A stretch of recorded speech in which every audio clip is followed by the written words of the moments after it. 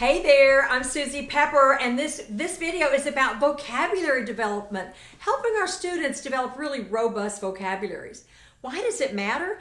It's going to influence how well that student can do that word problem in math, or answer a test question in science where all four of the choices are vocabulary words.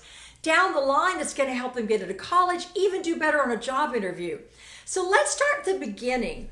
When students enter kindergarten, they come to us with their own incidental vocabulary. Sometimes we call that conversational vocabulary. Where does that come from?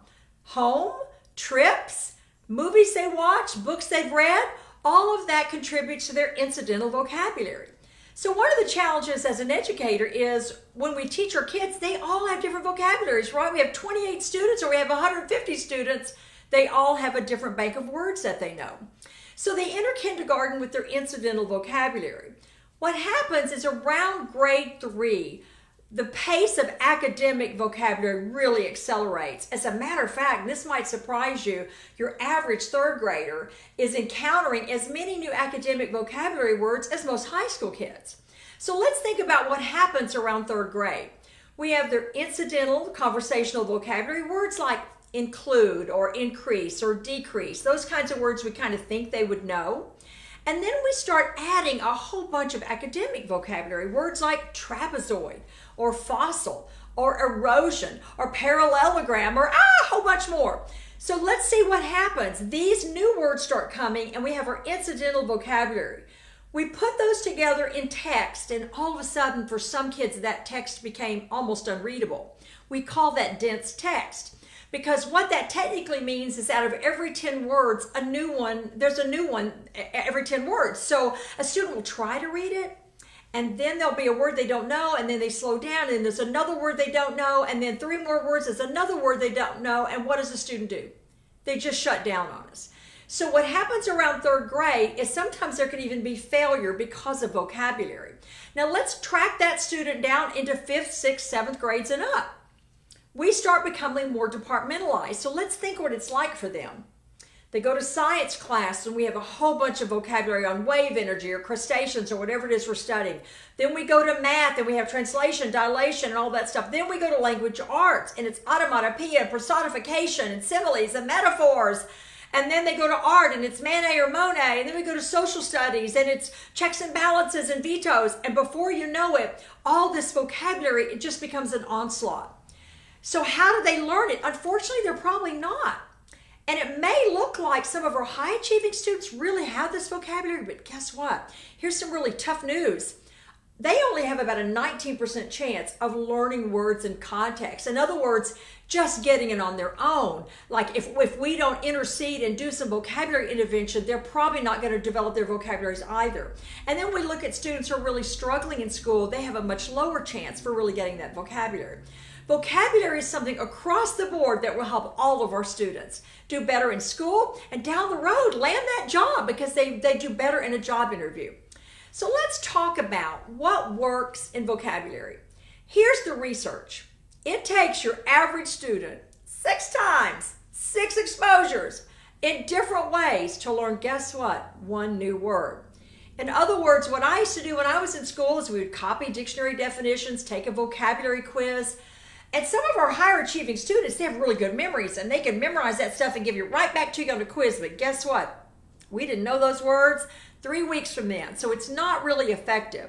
So what works is a diverse array of strategies over time. So learning vocabulary words is not black and white. It's not like I either know it or I don't. We're more likely to kind of have seen that word. I remember hearing about that word, but I don't really own that word. And of course, there are some words that we don't know that are brand new.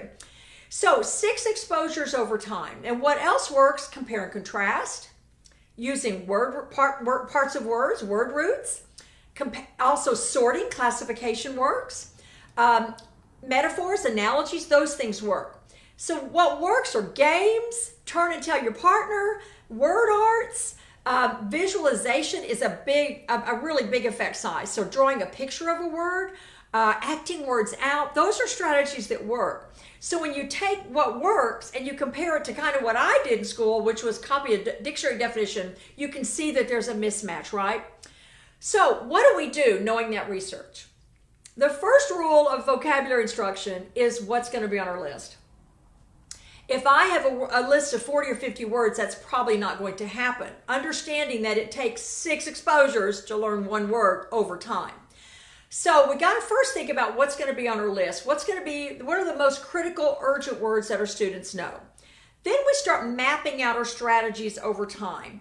So the strategies depend upon where our students are in prior knowledge.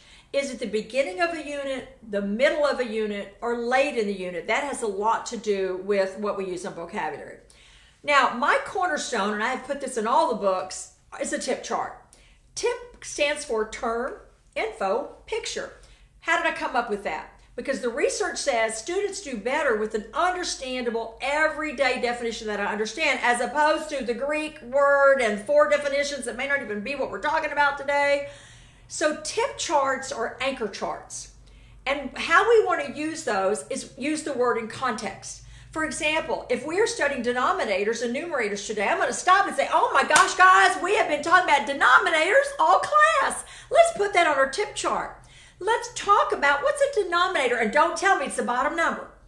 So we come up with the definition, and then let's draw a picture or an example of that word. Then we talk about numerators. Let's add numerator for our tip. We've been talking about those. Say, what's the numerator? And what would be a picture? Tomorrow they come in. I use the word denominator. Some students haven't had those multiple exposures yet, right? What do they have? They can look over at their tip chart and say, oh, denominator. I remember we talked about that yesterday. So compare this to a bunch of words on a wall that are out of context. So one of the rules of teaching vocabulary is this. It's talking about the words in context. Use the words in context. So when I just do a big long list, those are out of context. We're not even talking about those words today. So a tip chart is sort of my cornerstone. That's my anchor. I will have that on my walls in my classroom, and then we might have one that students use as well. Now let's get into some strategies. If it's early in the unit, and let's say we're talking about plateau or circumference or landslide, a perfect strategy is a word art. Word art matches that research, right? So I'm going to tell my students this. Hey guys, use the text landslide and create a little picture that shows what a landslide is. So they might do what? Landslide. What is erosion? Write the word erosion and create a piece of art with erosion. So they might draw where it's eroding, right? If it's parallel, we might write parallel, going parallel. Circumference might be circumference. So a strategy early unit, we're just talking about this word, is a word art. What are some other effective ones? A simple Venn diagram. So if we've been talking about 2 different kinds of rocks or numerators and denominators, I might have students just do a Venn and compare and contrast those 2 words. Frayers, word maps, those kinds of things. Turn and tell your partner, stand up and act it out. Everybody be erosion. Those are all great strategies and follow best practices for early in the unit. Now we're building, right? So we have 2 words, 3 words, 4 words. Now we're getting farther into the unit. What are some strategies we could use? If we're doing stations, we could have a sort at one station. We could have a mini crossword puzzle at a station. We could have flashcards or pay concentration or sculpt something at a station. I typically always include a vocabulary station when I'm doing stations to just have a little fun with our vocabulary. So that might be mid. Other strategies for mid-unit are which one doesn't belong. I might just have 6 or 7 words that we're working with. Which one of those doesn't fit and why? And I try to configure those so that they have multiple responses. So mid-unit's going to look a little bit different than earlier in the unit. Now we're getting later in the unit, right? We've had a couple of weeks to be working on these words. What are some strategies I might use after we're built some prior knowledge? Carouseling is one of my favorites. So if we're getting ready for a test, we've been on this unit for a couple of weeks. All carouseling is let's say we've got 9 words we're working with. I'm going to have 9 pieces of chart paper up on the walls. Each piece of chart paper has a vocabulary word. Divide the students up in teams. The captain holds a marker. There's the green team, the red team, the orange team. They take their first station, and all they're going to do is talk about that word, erosion or adjacent, and they're going to come up with a group definition. Then they create, guess what, a visual, because it's so strong in vocabulary, to go with that word. You only want to give them about 2 minutes. Set the timer so it's really fun. Now everybody's going to move to the next station. Now you've got your next word. Now guess what? You can already see what the green team wrote. That's okay, because guess what? Multiple exposures, right? So now your team's going to come up with something for this word. Put the definition, put a picture for it. Time's up. Let's move to the next station. So we carousel around the room. How I like to do this strategy is when time is up and we're on our 8th or 9th position, everybody stop, finish that word. Now take a look, and you can assign one student to do this if you want. Take a look at all the group definition. Give some shout outs to a team that really did a great job, and summarize the word erosion. Summarize the word equivalent fraction, and then share out what it looks like. So that's a good strategy for the end of the unit. You can also mix in some crossword puzzles, different things. Here's the moral of the story. Vocabulary instructions every day. It's every day. For them to get these multiple exposures in different ways requires a real diligence on our part. Now, may sound like a lot, but here's the good news. The good news is none of these strategies require 11 o'clock trip to the office supply store. These are easy to do strategies where we're sorting, we're telling our partner, we're playing taboo, which is one of my favorites. How do you play taboo? There's a word behind me on the screen. My partner can see it, but I cannot. And my partner's giving me clues for that word. And I got it. Now we switch sides, and I'm going to give you clues. You can also play taboo in a station. One of my other favorite games that I like to do in stations is a really simple PowerPoint game that I've shared with a bunch of teachers that works very well. It's easy to manage. For example, let's say we're doing types of sentences or figurative language. I'm going to have some clues on that PowerPoint screen, and that group's going to click and say, ooh, I know what that is. That's this, and they hold it up. That's a metaphor, and I'm going to hold it up. I've used those in math, science, social studies across the board, and it's a really great, fun game where students, it makes it very kinesthetic. Why do we want to try to make things hands-on? It boosts engagement, but it also boosts memory, because the more senses that we use, the more apt a student is to get that into long-term memory. So there's a real rhyme or reason to that. So when we're creating our vocabulary plan over time, it's short little bursts every day on our lessons, all right? And add some, let them do a word out for homework. Let them stand up and be erosion. Let them act words out. Let them draw a picture of the word. That's much more effective than long lists of things. So we're going to let them every day just add and add and add. Now, in terms of tip charts, if you're departmentalized, the expectation is not for you to redo that tip chart for 6 periods a day.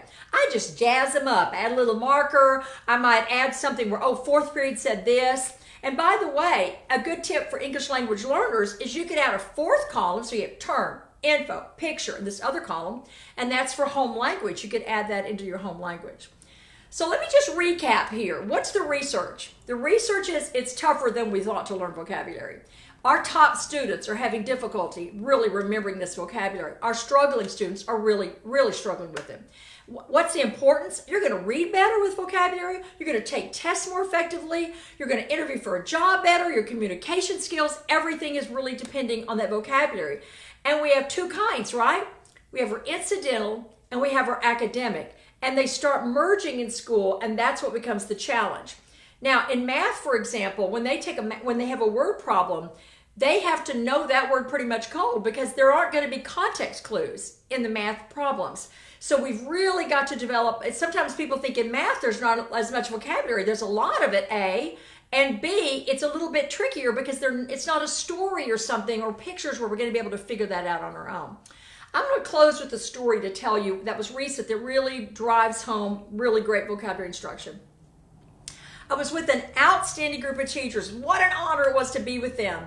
And we're doing lesson rounds, and we're in this classroom, and this teacher's on fire. The students are on fire. It's a great lesson. And kids are raising their hands and answering questions. And there was a young lady up at the front, and she raised her hand to do a problem. And he said, okay, here are the dimensions you're going to work with. She froze. He said, well, here are your dimensions. No response. Got handed to this young lady. She had the courage to tell the truth. She said, you know what? I don't know what that word is. He said, dimensions? And she said, yes. The teacher handled this beautifully. He said, oh my gosh, guys, you know what? That's a huge word, and it really isn't on our academic list, right? our vocabulary for math. Let me tell you what dimensions, and let's put it on the board and draw a picture of dimensions. You know, when we went back and debriefed, we talked about it and said, you know what, I bet a whole bunch of other kids weren't really clear. They've probably seen the word, but what really does the word dimensions mean? So I'm so glad you joined me for this video. Vocabulary is one of my favorite topics. It's every day, every day, every day. The good news is these are fun strategies, acts out and games and carousels and playing taboo, all those kinds of things, and sorting. Those are really fun things that make school really fun. If you need some extra information, my website is susiepepperrollins.com. Thanks so much for joining me today.